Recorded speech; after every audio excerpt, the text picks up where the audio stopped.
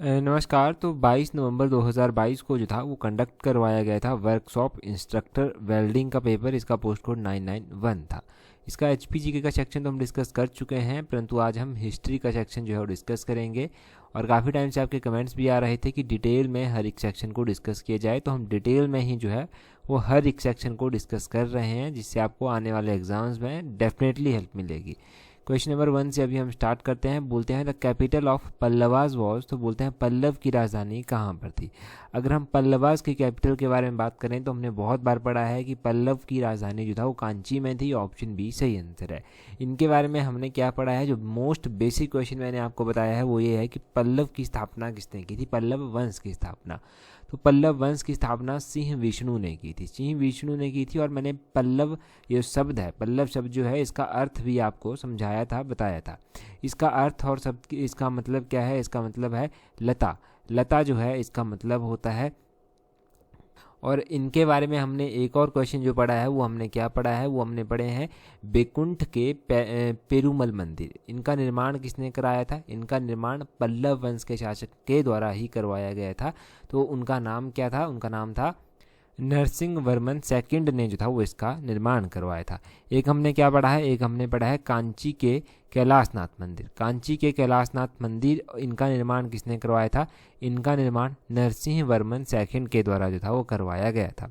इसके अलावा जो है वो आपने ध्यान रखना है कि पल्लव शासक थे, इन्होंने बौद्ध धर्म को भी, जैन धर्म को भी, ब्राह्मण धर्म को भी जो था वो संरक्षण अपने कार्यकाल के दौरान दिया था। तो ये सारे क्वेश्चन आपने पल्लवों के बारे में जाने। अगला क्वेश्चन देखिए, सेकंड क्वेश्चन है हमारे पास। बोलते हैं the first Mughal emperor of India was, तो बोलते हैं कि भारत का पहला मुगल एम्परर कौन था। तो ये तो आसान ही क्वेश्चन है, बाबर सही आंसर होगा। ऑप्शन सी सही आंसर है। बाबर जो था वो भारत का पहला मुगल सम्राट था। अगर हम यहाँ से थोड़ा सा जानेंगे ना, तो आपको पता है कि बाबर ने जो था वो पानीपत के पहले युद्ध में जो था वो लोधी वंश के शासक इब्राहिम लोधी को जो था वो हराया था, और यहाँ पर मुगल साम्राज्य की जो था वो स्थापना कर डाली थी। तो इस तरह से मुगल साम्राज्य की स्थापना हुई पानीपत के पहले युद्ध में। इसने जो था वो इब्राहिम लोधी को हराया था, और इस युद्ध में जो था वो इसने तुलुगमा युद्ध पद्धति का इस्तेमाल किया था। तुलुगमा टेक्निक आप कह लीजिए, इसका इस्तेमाल इसने किया था। अगर हम बाबर के बारे में बात करें तो बाबर के कार्यकाल के दौरान जो था वो चंदेरी का युद्ध हुआ था 1528 में, ये भी ध्यान रखना है। बाबर के कार्यकाल के दौरान जो था वो घाघर का युद्ध हुआ था, घाघरा युद्ध जिसको आप कहते हैं, ये 1529 में हुआ था, ये भी ध्यान रखना है। और बाबर की मृत्यु जो था वो कब हुई थी, कौन से ईयर में हुई थी, तो इसकी मृत्यु 1530 में हुई थी। 1530 में इसकी मृत्यु हुई थी। और आपने ध्यान रखना है कि इसकी मृत्यु जो था वो कहाँ पर हुई थी, आगरा में इसकी मृत्यु हुई थी। और एक और इम्पोर्टेंट क्वेश्चन जो यहाँ से बनता है, इसकी आत्मकथा का नाम पूछा जाता है। इसकी आत्मकथा जो है उसका नाम है तुजुके बाबरी। तुजुके बाबरी जो है वो इसकी आत्मकथा है। तो ये सारे क्वेश्चन हो गए बाबर के बारे में। आज हम बाबर ही पढ़ेंगे और यहाँ से इतना ही काफ़ी है। अगले क्वेश्चन में देखिए क्या बोलते हैं। बोलते हैं यहाँ पर in which of the following movement did Mahatma Gandhi make the first use of hunger strike as a weapon. तो बोलते हैं निम्नलिखित में से कौन से आंदोलन में महात्मा गांधी ने पहली बार भूख हड़ताल को एक शस्त्र की तरह उपयोग किया था। तो महात्मा गांधी ने भूख हड़ताल को सबसे पहली बार एक शस्त्र की तरह उपयोग किया अहमदाबाद स्ट्राइक में। ऑप्शन सी सही आंसर होगा, अहमदाबाद हड़ताल में। आप पढ़ते हैं कि अहमदाबाद मिल स्ट्राइक जो था वो कब हुई थी, क्या रीज़न रहे थे। तो इसके बारे में ध्यान रखना है कि जो अहमदाबाद मिल स्ट्राइक थी ये हुई थी कब, 1918 में। 1918 में जो था वो हुई थी। ये आंदोलन जो था, जो गवर्नमेंट मशीनरीज काम कर रही थी वहाँ पर, सरकारी तंत्र जो था ना उसके विरुद्ध ये हुआ था। या फिर आप कह लीजिए भारत के जो कपड़ा मिल मालिक थे उनके विरुद्ध यहाँ पर हुआ था। और प्लेग बोनस को लेकर जो था वो विवाद हुआ था। तो ये जो था वो स्ट्राइक हो गई इस तरह से। यहाँ पर जो था वो आपने ध्यान रखना है चंपारण सत्याग्रह भी हुआ, 1917 में ये हुआ था। उसके बाद खेड़ा आंदोलन आपने ध्यान रखना है 1918 में हुआ। रॉलेट सत्याग्रह आपने ध्यान रखना है कि रॉलेट सत्याग्रह 1919 में हुआ था। कब हुआ था, 1919 में हुआ था। आपने ध्यान रखना है यहाँ पर नॉन कॉपरेशन मूवमेंट दिया गया है, यानी कि असहयोग आंदोलन। ये 1920-1922 तक चला था, 1920 से 1922 तक। और बरदोली आंदोलन, बरदोली आंदोलन भी एक इम्पॉर्टेंट आंदोलन है। तो ये जो बरदोली सत्याग्रह है, ये सत्याग्रह जो था वो 1928 में हुआ था। कब हुआ था, 1928 में ये बरदौली सत्याग्रह जो था वो हुआ था। तो ये भी ध्यान रखिए। ये 4 के 4 मूवमेंट हो गए, ये चारों के चारों आपने ध्यान रखने हैं। अच्छा, अगला क्वेश्चन देखते हैं। अगले क्वेश्चन में क्या बोलते हैं Purna Swaraj was declared to be goal of Indian National Congress in its session of. तो बोलते हैं कि भारतीय राष्ट्रीय कांग्रेस के किस अधिवेशन में जो था वो पूर्ण स्वराज को जो था वो उसका उद्देश्य घोषित किया गया था। तो ये कौन सा था? ये था लाहौर का सेशन, और ये 1929 में हुआ था। ऑप्शन बी जो है वो सही आंसर है। अब लाहौर का सेशन आपने ध्यान रखना है कि 1929 का जो सेशन था इसमें पूर्ण स्वराज को जो था वो क्या किया गया था, उद्देश्य घोषित किया गया था। इस सेशन को प्रिजाइड कौन कर रहा था, इसकी अध्यक्षता कौन कर रहे थे? तो इसकी अध्यक्षता जो था वो जवाहरलाल नेहरू के द्वारा की जा रही थी। और भी सेशन हुए, जैसे कि 1916 का लखनऊ सेशन यहाँ पर दिया गया है। इसको कौन इसकी अध्यक्षता कर रहा था? इसकी अध्यक्षता अंबिका चरण मजूमदार जो था वो कर रहे थे। यहाँ पर 1939 का सेशन दिया गया है, त्रिपुरी सेशन। 1939 का त्रिपुरी सेशन थोड़ा सा आप कह सकते हैं कि इसमें कॉन्फ्लिक्टेबल रहा था। ये थोड़ा सा सुभाष चंद्र बोस जो था वो बने थे पहले, फिर उन्होंने त्याग दे दिया था, राजेंद्र प्रसाद उसके बाद बने थे। और उसके बाद ये जो 1940 का सेशन है, 1940 का सेशन जो था वो कहाँ पर हुआ था? ये रामगढ़ में हुआ था। रामगढ़ में हुआ था और मौलाना अबुल कलाम आज़ाद जो था वो इसको प्रिजाइड कर रहे थे। तो ये सारे सेशंस के बारे में ध्यान रखिए। और इम्पॉर्टेंट सेशंस के बारे में जो पूछा जाता है इंडियन नेशनल कांग्रेस के, वो ज़रूर रिवाइज करने हैं। जैसे कि 1905 का सेशन हो गया, ये बनारस में हुआ था, गोपाल कृष्ण गोखले ने इसकी अध्यक्षता की थी। 1906 का सेशन कलकत्ता में हुआ था, दादा भाई नौरोजी ने जो था वो इसकी अध्यक्षता की थी। कांग्रेस का जो विभाजन हुआ था, कांग्रेस जो स्प्लिट हुई थी गरम दल और नरम दल में, वो कौन से सेशन में हुई थी? वो हुई थी 1907 के सेशन में। ये जो 1907 का सेशन था ये किसके द्वारा प्रिजाइड किया जा रहा था? तो ये रास बिहारी घोष के द्वारा प्रिजाइड किया जा रहा था। और सूरत में जो था ये सेशन हुआ था। ये क्वेश्चन सूरत में हुआ था और 1907 में हुआ था। रास बिहारी घोष ने इसकी अध्यक्षता की थी। ये बहुत बार एग्जाम में पूछा गया है, तो स्पेशली आपने ध्यान रखना है। एक और क्वेश्चन जो यहाँ से पूछा जाता है वो ये पूछा जाता है कि इंडियन नेशनल कांग्रेस की पहली महिला अध्यक्ष जो था वो कौन बनी थी सेशन को प्रिजाइड करने वाली? तो वो बनी थी एनी बेसेंट। एनी बेसेंट ने 1917 का जो सेशन था जो कि कलकत्ता में हुआ था उसकी अध्यक्षता जो था वो की थी। ये भी ध्यान रखना। अगला क्वेश्चन देखिए। अगले क्वेश्चन में क्या बोलते हैं? यहाँ पर बोलते हैं कि the two stages which had non Congress ministers in 1937 वर। तो बोलते हैं 1937 में दो राज्यों जिनमें गैर कांग्रेसी मंत्रालय थे वो कौन से राज्य थे? 1937 में जो मिनिस्ट्रीज बनाई गई थी उनमें दो नॉन कांग्रेस मिनिस्टर जो था वो बने थे। वो कौन से? वो थे बंगाल और पंजाब। ऑप्शन ए सही आंसर है। बंगाल और पंजाब जो थे ये दो राज्य ऐसे थे जहां पर गैर कांग्रेसी मंत्रालय बने थे 1937 में। 1937 में क्या हुआ था? 1937 के जो चुनाव हुए थे यहाँ पर कांग्रेस ने जो था वो कुल 8 राज्यों में जो था वो सरकार बनाई थी और इनका शासनकाल जो था वो मात्र 28 महीने जो था वो रहा था। ये ध्यान रखना है। ये जो जितना भी प्रशासन था इसको चलाने के लिए, सुचारू रूप से चलाने के लिए एक केंद्रीय नियंत्रण परिषद भी जो था वो गठित किया गया था।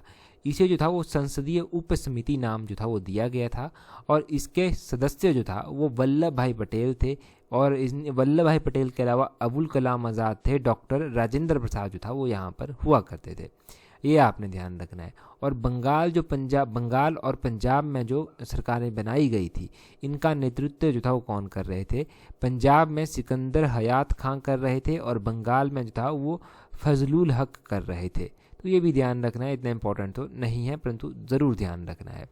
अगला क्वेश्चन देखते हैं क्या है। अगले क्वेश्चन में बोलते हैं who was the chairman of fundamental right sub committee of the constitute assembly. तो बोलते हैं संवैधानिक सभा की मूलभूत अधिकारों की उप समिति के अध्यक्ष कौन थे? तो ये कौन थे? ये थे JB कृपलानी। ऑप्शन ए जो है वो सही आंसर होगा। तो आपने ध्यान रखना है कि फंडामेंटल राइट्स की जो सब कमेटी थी कॉन्स्टिट्यूट असेंबली की, उसके जो चेयरमैन थे वो थे JB कृपलानी। और भी क्वेश्चन यहाँ से बनते हैं। आपने ध्यान रखना है कि जो माइनॉरिटीज़ की सब कमेटी बनी थी उसके चेयरमैन कौन थे? उसके चेयरमैन थे HC Mukherjee. Union power committee जो बनी थी इसके चेयरमैन थे जवाहरलाल नेहरू। जो प्रोविंशियल कॉन्स्टिट्यूशन कमेटी बनी थी उसके चेयरमैन थे सरदार वल्लभ भाई पटेल। ड्राफ्टिंग कमेटी के जो चेयरमैन थे वो थे डॉक्टर BR अम्बेडकर।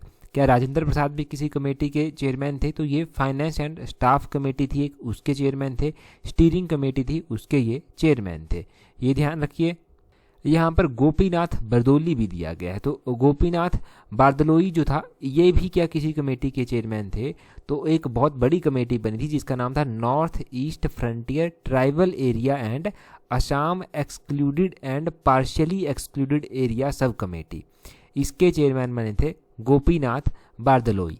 अच्छा, एक बार मैं फिर से रिपीट करता हूँ क्या कमेटी थी ये थी north east frontier tribal areas and Assam excluded and partially excluded areas sub committee. इसके चेयरमैन बने थे गोपीनाथ बारदलोई। ये ध्यान रखिए यहाँ से, इनका नाम भी इंपॉर्टेंट है। तो 4 के 4 ऑप्शन और बाकी जो आपने जाना वो सारा इंपॉर्टेंट है। अगला क्वेश्चन देखिए ये क्वेश्चन जो है ये अलग पेपर से है। ये जूनियर स्केल स्टेनोग्राफर का पेपर हुआ था। ये पेपर कब हुआ था? ये पेपर जो था ये 20 नवंबर 2022 को हुआ था। तो इसका भी हिस्ट्री का सेक्शन हम डिटेल से यहीं पर डिस्कस कर लेते हैं। यहाँ पर बोला जाता है, सबसे पहले क्वेश्चन में बोलते हैं लिंगायत मूवमेंट ओज इट्स ओरिजिन टू। तो बोलते हैं लिंगायत आंदोलन अपने उद्गम के लिए ऋणी है। इनके इसका उद्गम कहाँ से हुआ, किससे इसका उद्गम हुआ? तो भासवा ऑप्शन डी जो है वो सही आंसर होगा। भासव जो है वो लिंगायत मूवमेंट के जो हैं वो फाउंडर माने जाते हैं। एक तरह से लिंगायत आप कह लीजिए सेक्ट भी है, एक लिंगायत एक धर्म भी है। और ये जो है ना इसके फाउंडर कौन है? भासव जो है इसके फाउंडर हैं। लिंगायतिज्म की स्थापना कब की गई थी? ये 12वीं सेंचुरी में जो था वो की गई थी, 12वीं शताब्दी में इसकी स्थापना की गई। अच्छा, अगर आपसे पूछा जाए स्थापना की किसके द्वारा गई, तो ये भासव थे। ये कौन थे भासव? ये कनाडियन एक पोएट थे, कनाडा के ये एक पोएट थे, सोशल रिफॉर्मर भी थे ये एक। तो इन्होंने जो था ये लिंगायत सेक्ट कह लीजिए, लिंगायत मूवमेंट कह लीजिए, इसकी स्थापना की। जो भी इस सेक्ट के लोग होते हैं, भगत होते हैं, वो ना शिव को मानते हैं, भगवान शिव को मानते हैं।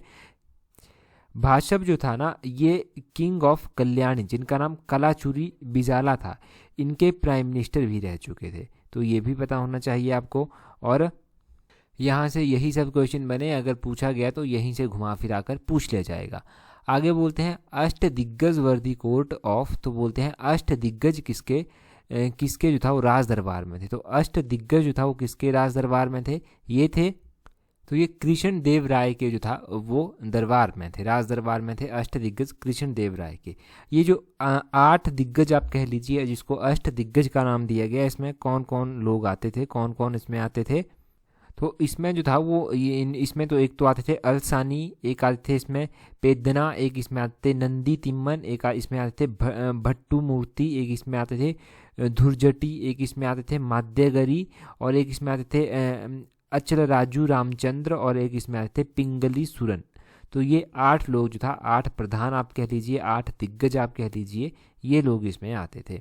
तो इनके नाम तो इतने डिफ़िकल्ट भी हैं याद रखना थोड़े से, परंतु इतने इंपॉर्टेंट नहीं है। तो आप अष्ट दिग्गज याद रखना कि किसके कोर्ट में थे, ये कृष्ण देव राय के कोर्ट में थे। अगला क्वेश्चन देखते हैं क्या है हमारे पास। नेक्स्ट क्वेश्चन में बोलते हैं who amongst the following ruler assumed the title of Parmanak. तो परमानक का टाइटल जो था वो किसके द्वारा एज्यूम किया गया था? यहाँ पर परमानक का टाइटल जो था वो समुद्रगुप्त के द्वारा जो था वो एज्यूम किया गया था। ऑप्शन डी सही आंसर है। सारे के सारे क्वेश्चन है इस पेपर के खासकर बहुत थोड़े से टफ लग रहे हैं, तो ये तभी आएंगे जब एक अच्छी तरह से पढ़ा होगा आपने। अगर हम समुद्रगुप्त की ही बात करें तो समुद्रगुप्त को जो था वो भारत का नेपोलियन भी कहा गया। भारत का नेपोलियन किसने इसको कहा था? तो वी.ए. स्मिथ के द्वारा इसको भारत का नेपोलियन जो था वो कहा गया था। इसे जो था जो उसने सिक्के जारी किए थे, उन सिक्कों में से वीणा बजाते हुए जो था वो दिखाई दिया गया था।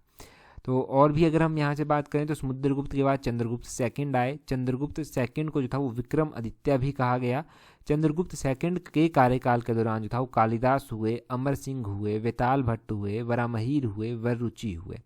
चंद्रगुप्त सेकंड के ही कार्यकाल के दौरान जो था वो चीनी यात्री फाहियान के द्वारा जो था वो यात्रा की गई थी। ये भी ध्यान आपने रखना है कि चीनी यात्री फाहियान ने जो था वो चंद्रगुप्त सेकंड के कार्यकाल के दौरान यात्रा की थी। और जो हेंत्सांग था उसने हर्षवर्धन के कार्यकाल के दौरान यात्रा की थी। ये क्वेश्चंस यहाँ से हो गए। ये थोड़े से क्वेश्चंस यहाँ से बने परंतु इंपॉर्टेंट है, तो ध्यान रखना। आगे क्वेश्चन में बोलते हैं which Indian state was annexed by lord Dalhousie on the pretext of maladministration. तो बोलते हैं कुप्रशासन का बहाना बनाकर लॉर्ड डलहौजी द्वारा कौन से भारतीय राज्य पर कब्जा किया गया था? तो देखो, लॉर्ड डलहौजी के द्वारा भारतीय राज्य के ऊपर जो था वो एक कुप्रशासन का जो बहाना बनाकर या फिर केस बनाकर आप कह लीजिए, उसके ऊपर जो था वो उसको हथियार लिया गया था। तो ये था औध, औध जो था इसको जो था वो हथियार लिया गया था लॉर्ड डलहौजी के द्वारा। अगर हम लॉर्ड डलहौजी की बात करें तो लॉर्ड डलहौजी ने बहुत सारे अच्छे काम भी करवाए, परंतु इसकी जो डॉक्ट्रिन ऑफ लैप्स थी उसका काफ़ी विरोध हुआ। डॉक्ट्रिन ऑफ लैप्स में इसने जो था वो इंट्रोड्यूस की थी। तो इसमें डलहौजी ने जो था वो 1848 में सतारा, उसके बाद जैतपुर, संबलपुर, बघाट, उदयपुर, झांसी, नागपुर, इन राज्यों को जो था वो अपने अंग्रेजी राज्यों में जो था वो मिला लिया था। और 1856 में जो था वो अवध को भी जो था वो इसने कुशासन का आरोप लगाकर जो था वो अपने अधीन कर लिया था। अच्छा, आपने ध्यान रखना है कि इसके कार्यकाल के दौरान जो अच्छा काम किया गया वो क्या किया गया। इसके कार्यकाल के दौरान 1853 में पहली रेलवे लाइन जो था वो बॉम्बे से थाने तक चली थी, और दूसरी रेलवे लाइन भी 1854 में इसने चला दी, ये कलकत्ता से रानीगंज तक चली थी। ये आपने ध्यान रखना है कि ये इसके कार्यकाल के दौरान कुछ अच्छा हुआ। आपने एक और बात कमेंट करके जो बतानी है वो आपने क्या बताना है कि ये जो आपका कालका शिमला रेलवे लाइन है ये कौन से ईयर में इनॉग्रेट हुई थी और किसने इसको इनॉग्रेट किया था। ये छोटा सा क्वेश्चन है, इसको आप कमेंट करके बता दीजिए। और बाकी तो हमने लॉर्ड डलहौजी के बारे में कोई इंपॉर्टेंट क्वेश्चन पढ़ ही लिए। अगला क्वेश्चन देखिए, अगले क्वेश्चन में क्या बोलते हैं, यहाँ पर पूछा जाता है आपसे, बोलते हैं who analysed the causes of uprising of 1857 advocating a reconciliations between British and the Muslim. तो बोलते हैं ब्रिटिश एवं मुस्लिमों के बीच में सामंजस्य का समर्थन करके 1857 के विद्रोह के कारणों को किसने जो था वो विश्लेषण इनका किया था। तो देखो, ये जो ब्रिटिश और मुसलमानों के बीच में जो था वो सामंजस्य का एक समर्थन करके 1857 के विद्रोह के कारणों का जो विश्लेषण किया गया था उसका श्रेय किसको जाता है। ये श्रेय जाता है आपका सैयद अहमद खान को। ऑप्शन बी, सैयद अहमद खान जो है वो सही आंसर होगा। अब 1857 का जो विद्रोह हुआ था उसके बारे में भी अक्सर क्वेश्चन पूछे गए हैं। इसके बारे में क्या क्या क्वेश्चन पूछे गए हैं, किस तरह से पूछे गए हैं, तो पहले तो उसकी किताबों के बारे में पूछ लिया जाता है कि first war of Indian independence 1857 किसके द्वारा लिखी गई। तो ये वीडी सावरकर के द्वारा लिखी गई थी। एक इम्पॉर्टेंट किताब थी, उसका नाम था स्पॉय mutiny and the revolt of 1857। तो स्पॉय mutiny and the revolt of 1857 किताब जो था वो आर.सी. मजूमदार के द्वारा लिखी गई थी। ये किताब आपने ध्यान रखनी है, ज़्यादा इंपॉर्टेंट तो नहीं है परंतु हो सकता है किसी एग्ज़ाम में पूछ लिया जाए। और इसके बारे में जो क्वेश्चन एक और देखने को मिला है वो ये मिला है देखने को कि ये किसने कहा था, मतलब 1857 का विद्रोह स्वतंत्रता संग्राम का नहीं था। तो ये किसके द्वारा कहा गया कि 1857 का विद्रोह स्वतंत्रता संग्राम नहीं था, ये आर.सी. मजूमदार के द्वारा कहा गया था। 1857 के विद्रोह को लेकर एक और टिप्पणी की गई थी। ये टिप्पणी इस तरह से थी कि यह विद्रोह जो है वो पूर्णतः सिपाही विद्रोह था। तो ये किसके द्वारा कहा गया था, ये सर जॉन लॉरेंस के द्वारा जो था वो कहा गया था। और इसी विद्रोह के बारे में ये किसने कहा था कि यह राष्ट्रीय विद्रोह था। तो बेंजामिन डिज़राइली के द्वारा कहा गया कि यह एक राष्ट्रीय विद्रोह था। तो ये क्वेश्चन पूछे जाते हैं कि ये किसने कहा था, ये किसने कहा था, ये किसने कहा था। तो आपको ये चीज़ें भी साथ में ध्यान रखनी है कि इसके बारे में ये बातें किसने कही। अगले क्वेश्चन में बोलते हैं which statement regarding quit India movement is correct. तो बोलते हैं कि भारत छोड़ो आंदोलन के विषय में कौन सा वक्तव्य सही है। तो भारत छोड़ो आंदोलन के बारे में कुछ वक्तव्य, कुछ स्टेटमेंट्स दी गई हैं, वो आपको बतानी है कौन सी सही है। तो इसमें जो है वो जो स्टेटमेंट सही है वो है option c, the Muslim did not participate in the movement. तो ये मुसलमानों ने जो था वो आंदोलन में भाग नहीं लिया था। ये स्टेटमेंट क्विट इंडिया मूवमेंट यानी कि भारत छोड़ो आंदोलन के बारे में बिल्कुल सही है। ये जो आपका क्विट इंडिया मूवमेंट था, भारत छोड़ो आंदोलन था, ये कब स्टार्ट हुआ था, ये 1942 में स्टार्ट हुआ था। कौन से ईयर में, 1942 में ये क्विट इंडिया मूवमेंट स्टार्ट हुआ।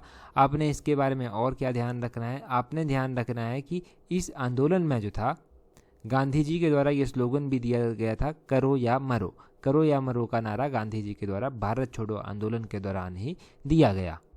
क्वेश्चन कई बार इस तरह से भी पूछ लिया जाता है कि कौन सी पॉलिटिकल पार्टी ऐसी थी जिसने क्विट इंडिया मूवमेंट में कोऑपरेट नहीं किया था या फिर इसमें पार्टिसिपेट नहीं किया था। तो आपने ध्यान रखना है कि Muslim League, all India Muslim League जिसको कहा गया, इन्होंने पार्टिसिपेट नहीं किया था। कम्युनिस्ट पार्टी ने भी इसमें पार्टिसिपेट नहीं किया और हिंदू महासभा के द्वारा भी जो था वो इसमें पार्टिसिपेट नहीं किया गया था। तो ये क्वेश्चन बनता है और डेफिनेटली किसी न किसी एग्जाम में आगे भी बनेगा, तो इसको आप ध्यान रखना। अगला क्वेश्चन देखिए, अगले क्वेश्चन में बोलते हैं why were the Indians dissatisfied with the Simon commission. तो बोलते हैं भारतीय साइमन कमीशन से क्यों असंतुष्ट थे। तो असंतुष्ट इसलिए थे साइमन कमीशन से क्योंकि इसमें जो था वो कोई भी भारतीय सदस्य नहीं था। There was no Indian member in the commission, that was why the Simon Indians were dissatisfied from the Simon commission या विद द साइमन कमीशन। ये ध्यान रखना है आपने। और आपने क्या ध्यान रखना है कि साइमन कमीशन भारत आया कब था, ये कब भारत पहुंचा था। तो साइमन कमीशन भारत कब पहुंचा और कहाँ पर ये पहुंचा था, ये आपको याद होना चाहिए। मैंने बहुत बार आपको बताया है कि साइमन कमीशन जो था वो 1928 में जो था वो भारत पहुंचा था और भारत में ये कहाँ पर पहुंचा था, बम्बई में जो था ये सबसे पहले पहुंचा था। और साइमन कमीशन का विरोध ही उस टाइम लाला लाजपत राय कर रहे थे लोगों के साथ, जिस टाइम इनके ऊपर लाठियां जो था वो बरसाई गई थी, ये भी आपको पता होना चाहिए। इसी दौरान साइमन गो बैक के नारे भी जो था वो लगे थे और इसमें कोई भी इंडियन मेंबर नहीं था, इसीलिए इसका जो था वो विरोध किया गया। और ये कब भारत पहुंचा, किसके ऊपर लाठियां बरसाई गई थी, ये सारे क्वेश्चन आप यहाँ से ध्यान रखिए। अगला क्वेश्चन देखिए, अगले क्वेश्चन में बोलते हैं the Chauri Chaura incident relates to. तो बोलते हैं चौरी चौरा की घटना जो है वो इनमें से किससे संबंध रखती है। देखो ये जो चौरी चौरा की घटना है ना, ये किससे संबंध रखती है, ये संबंध रखती है burning of a police post by a mob. तो बोलते हैं कि इसमें उत्तेजित भीड़ के द्वारा जो था वो पुलिस चौकियों को जलाया गया था। ऑप्शन बी सही आंसर। तो चौरी चौरा मूवमेंट यहाँ से संबंध रखती है। आपने ध्यान रखना है कि गांधी जी जो था, जब इन्होंने चौरी चौरा मूवमेंट के बारे में सुना, ये घटना हुई कब थी पहले ये जान लीजिए। ये 1922 में हुई थी, 5 फरवरी 1922 को हुआ ये चौरी चौरा का कांड। और इसमें हुआ क्या था, इसमें जो था वो भड़के हुए लोग जो थे, इन्होंने पुलिस के 22 जवानों को थाने के अंदर ही जो था वो जिंदा जला दिया था। गांधी जी यहाँ से बहुत निराश भी हुए थे। गांधी जी निराश हुए तो उन्होंने अपना आंदोलन जो था वो वापस फिर ले लिया था। आंदोलन को वापस लेने का निर्णय उन्होंने लिया बाद में चलकर। तो इस मूवमेंट के बारे में ध्यान रखना है कि 22 पुलिस वालों को चला दिया गया, 1922 में ये मूवमेंट हुई और गांधी जी ने अपना आंदोलन वापस ले लिया। ये सारी चीज़ें यहाँ से ध्यान रखनी है। अब देखो इस तरह के लंबे लंबे क्वेश्चंस पूछे जा रहे हैं, जब स्टेटमेंट्स पूछी जा रही हैं तो वो कैसे याद रहेंगी, जब आप डिटेल में क्वेश्चंस को पढ़ेंगे, डिटेल में क्वेश्चंस को डिस्कस किया जाएगा। अभी अगर आपने हाई कोर्ट का टेस्ट भरा है जिसमें रेगुलर और नॉन रेगुलर पोस्टें हैं, कॉन्ट्रैक्ट पर पोस्टेड हैं, तो वो पेपर बहुत ही नज़दीक है और आपके पास बहुत अच्छा समय है अभी कि आप टेस्ट सीरीज़ प्रैक्टिस कर सकते हैं। टेस्ट सीरीज़ का लिंक नीचे डिस्क्रिप्शन बॉक्स और कमेंट बॉक्स में दिया गया है। अपनी तैयारी को एक अच्छी शेप देनी है और जो 1-2 नंबरों की कमी रह जाती है ना, उसको आप जो है वो रेक्टिफाई कर सकते हैं, उसको इम्प्रूव कर सकते हैं। तो टेस्ट सीरीज़ आप चाहें तो प्रैक्टिस कर सकते हैं। लिंक नीचे जो है वो comment box, description box, Telegram, इन सब पर आपको लिंक मिल जाएगा। टेलीग्राम पर ज्वाइन करने के लिए अपना टेलीग्राम ओपन करना, वहाँ से इस तरह से सर्च करना @allexam31। आपको हमारा टेलीग्राम चैनल भी जो है वो मिल जाएगा। टेलीग्राम पर आपको इस पेपर की इंपॉर्टेंट PDF भी मिल जाएगी। ये जूनियर स्किल स्टेनोग्राफर का पेपर था, 1000 इसका पोस्ट कोड, 1001 इसका पोस्ट कोड था, जो मैंने PDF पहले डाल रखी है टेलीग्राम पर, तो वहाँ से अवेल कर लेना। साथ में आंसर की भी टेलीग्राम पर डाल रखी है और डिटेल में हमने अभी डिस्कस कर लिया। तो इस वीडियो में इतना ही काफ़ी है। So that's all for today. Thank you very much for watching and listening it very patiently.